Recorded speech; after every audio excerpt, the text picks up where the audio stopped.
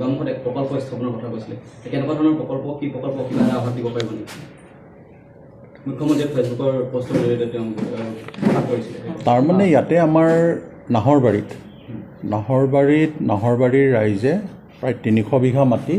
মিচিং জাতীয় সংগঠনসমূহক দান কৰি থৈছে আৰু সেই অঞ্চলটোৰ নাম আমি মিচিঙত দিছোঁ ৰেগিৰেগাম আৰু তাতে আমি এটা কথা ঠিক কৰিছোঁ যে এটা মিউজিয়াম থাকিব মিচিং জাতিৰ জীৱন নিৰ্বাহ পদ্ধতিসমূহক ৰিফ্লেক্ট কৰিব পৰাকৈ বিভিন্ন তাত মানে এষ্টাব্লিছমেণ্ট গঢ়ি তোলোৱা হ'ব এটা মিউজিয়াম হ'ব সেই সাংস্কৃতিক প্ৰকল্পৰ কাৰণেই অসম চৰকাৰে এটা সাহায্য দিম বুলি কৈছে এইটো তেওঁলোকে অলৰেডি ইনিচিয়েটিভত আছে এইটো প্ৰদান কৰিব সেইটোৱে নহয় আৰু তেওঁলোকে আৰু কিছু ঘোষণা কৰিছিলে জোনাইত এখন মিচিং ইউনিভাৰ্চিটি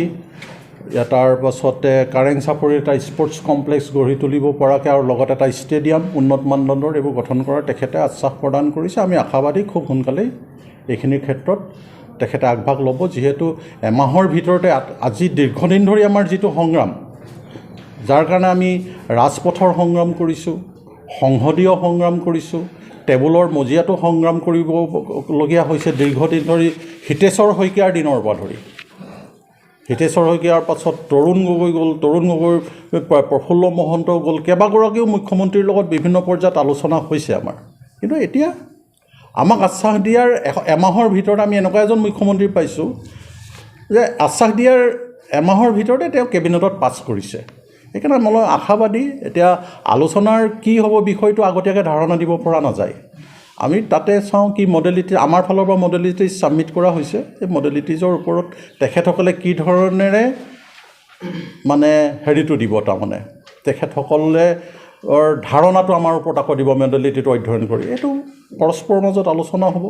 আলোচনা কৰি পেলাই নিশ্চিতভাৱে আমি এটা সিদ্ধান্ত যাব পাৰিম দেখা যায় চাওক আমি কৈ আছোঁ ধাৰণাৰ ওপৰত আমি নকৰোঁ তেনেকুৱা প্ৰস্তাৱ যদি আহে ডেফিনেটলি আলাপ আলোচনা হ'ব এইখিনি এতিয়ালৈকে আমি তেনেকুৱা কোনো প্ৰস্তাৱ পোৱা নাই যিহেতু আছে বড়োসকল নেপালীসকল বুলিয়ে নহয় মিচিং অট'নমাছ কাউন্সিলটোৰ নামাকৰণৰ ফালৰ পৰা মিচিং অট'নমাছ কাউন্সিল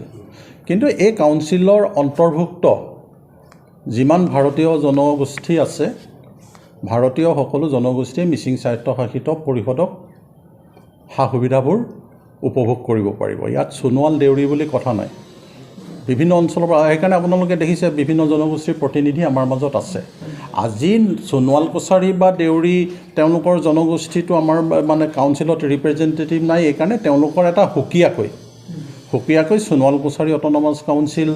বা দেউৰী অট'নমাছ কাউন্সিল বুলি এটা কাউন্সিলৰ এষ্টাব্লিছমেণ্ট তেওঁলোকৰ আছে এতিয়া আমি ঠিকেই আছে তেওঁলোকৰ ফালৰ পৰা যদি কিবা প্ৰস্তাৱ আহে এটা বৃহৎ জনজাতীয় ঐক্যৰ স্বাৰ্থত বা এই অঞ্চলটোৰ সামগ্ৰিক উন্নয়নৰ সকলো জনগোষ্ঠীৰ যি স্বায়ত্তশাসিত পৰিষদৰ অন্তৰ্ভুক্ততেই নহওক কিয় সকলো জনগোষ্ঠীৰ উত্তৰণৰ স্বাৰ্থত তেনেকুৱা প্ৰস্তাৱ যদি আহে নিশ্চিতভাৱে আমি আলাপ আলোচনা কৰিম আলোচনা চলি আছে আৰু এইটোতো ট্ৰেপাৰ্টাৰিক টক পৰ্যায়লৈ এতিয়া আগবাঢ়ি গুচি গৈছে এইটো ইলেকশ্যনৰ সময়ত কেতিয়াবা বিষয়বোৰ বেছি শ্বাৰ্প হয় এইটো এটা বেলেগ বিষয় কিন্তু আমি কৈ আছোঁ যে চলিউশ্যন লাগে চলিউশ্যনৰ দিশত এতিয়া গৈছে এইটো সন্মুখত ইলেকশ্যন আহি আছে এইটো এটা বেলেগ কথা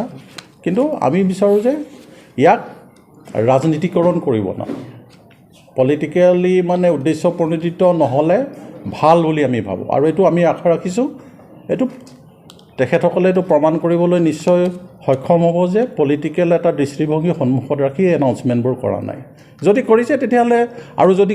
এনেকুৱা ধৰণৰ এনাউন্সমেণ্টবোৰ কৰি পেলাই যদি কাইলৈ কাৰ্যকৰী ব্যৱস্থা নলয় আমিতো কৈছোঁৱে ডেফিনেটলি আকৌ তেতিয়াহ'লে সংঘাতৰ সৃষ্টি হ'ব